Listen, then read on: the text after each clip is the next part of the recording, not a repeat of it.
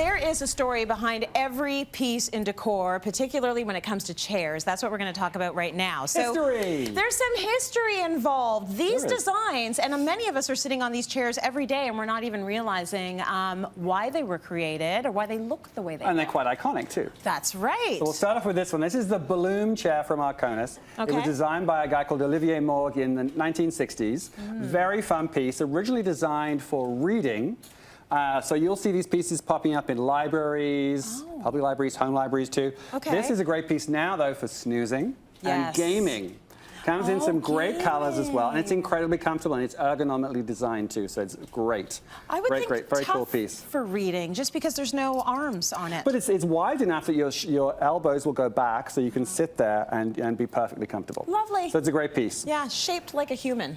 Shaped like a human, indeed, yes, anthropomorphic. So next up we have this great piece. This is a Thone or Tone chair from Ton, Canada. Yep. So this chair has been in continuous production since for about 150 years. Oh my gosh, so it's been a while. You'll find this in cafes and bistros and restaurants around the world. These chairs showed up in paintings by Toulouse-Lautrec. So literally, this chair has a lot of history. Yes. But the cool thing about it is the designer behind it actually discovered that he could steam bend wood. So the arch that you see on the back here is one continuous piece of wood that was steam bent. Okay. So which makes it very light and very strong. And that's why they're still around today.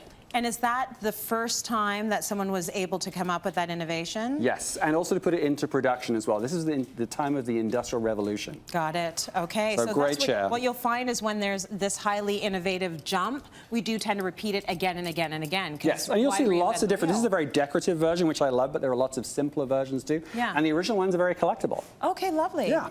All right, this chair I've seen before. This chair you have seen before. This is actually one out of my garden. So this is the Solaire chair, which is from Studio Pazzo. So this was designed back in the 70s. Okay. And the design originally came from a chair in a similar kind of bucket style like this that would have been woven out of rattan. Okay. So 70s were all about industrial innovations, injection molded plastics. So these chairs popped up around that time and were huge. They showed up at motels and hotels right across North America. Yes. If you can imagine that kind of motel scene, one outside of each room in different kind of poppy colors. Yeah. So these are still in production now. Yeah. Great chair, and now they're super hot. They're collectible. The vintage ones, you can still find them. Okay. And you can find the new ones popping up in great places like Palm Springs, for example, as well. So lots of really cool looks like for this. And this is an outdoor piece. This has been outdoors now. This is mine, as I said, has been outdoor for about 2 or 3 years. Looks brand new still. You're taking good care of it, aren't you? No, it just sits outside. It just sits outside? Yeah.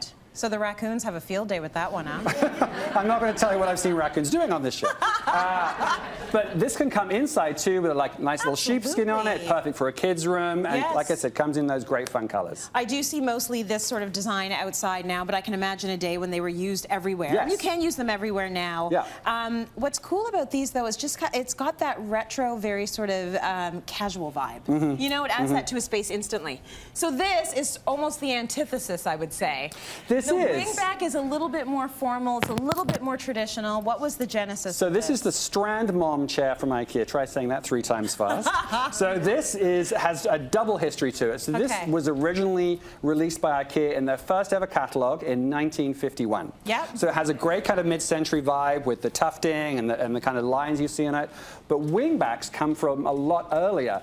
Upholstered wingback chairs came around the 17th century, first popped up into interiors. Okay. And they were designed so you could sit in front of the fire and not feel the drafts because of the wings on the sides would shelter you. That's right. And they would actually come normally in 2 different sizes, one for the gentlemen of the house and a narrower, more feminine looking one for the ladies of the house. Oh, well, geez, and they would you gotta stay on a diet to fit in your chair. They would literally be placed right in front of the fire and you would sit there sewing or reading, but those wings really are what makes it special. But like you can see, from the 17th century all the way up to the 1950s and all the way to the present day, still a style that we're seeing today. Okay, so we're keeping these today and people are using them in fun ways. They're not just in the living room. People are using these at their dining tables. You can. You know, they might have on both sides of the dining table 2 wingback chairs, a more sleek version, but it's incredible that where people are using them. Well, it's also the lines that you see on these pieces too. This, I mean, it will just fly this one around. Yeah. This, because it has such a great profile, this is a great piece, like a standout personality piece that you can pop into a living room